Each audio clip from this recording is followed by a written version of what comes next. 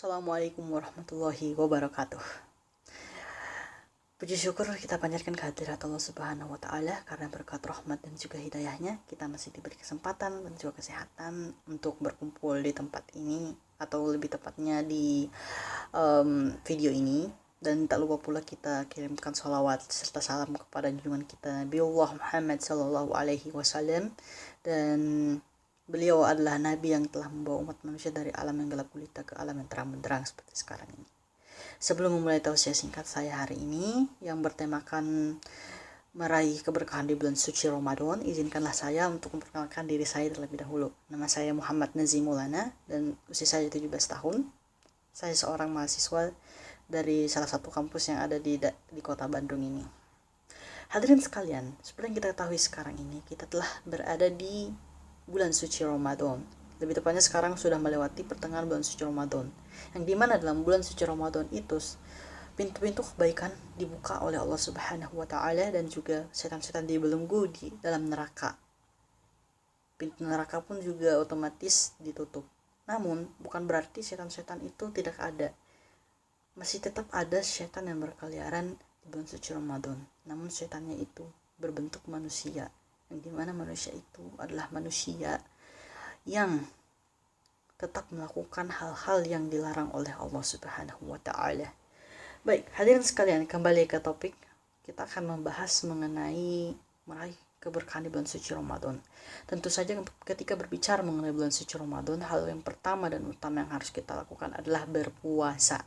Seperti yang ada pada Quran surah Al-Baqarah ayat 183 yang berbunyi, Ya ayyuhallazina amanu kutiba alaikum siyam kama kutiba alal ladzina min qablikum la'allakum tattaqun. Yang artinya, wahai orang-orang yang beriman, berpuasalah sebagaimana diwajibkan kepada orang-orang sebelum kamu agar kamu bertakwa.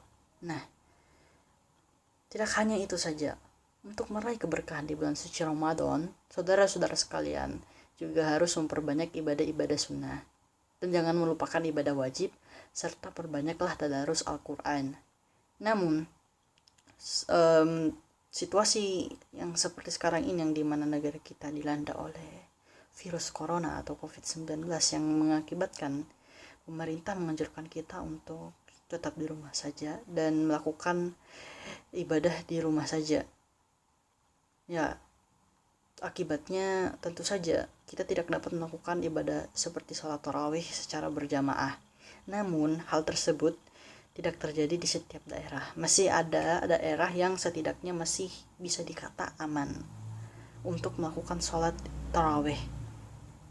Akan tetapi untuk yang berada di daerah yang memang benar-benar sudah tidak diperbolehkan untuk melakukan ibadah wajib, ibadah sholat berjamaah, lebih baik tinggal di rumah saja demi kebaikan masing-masing.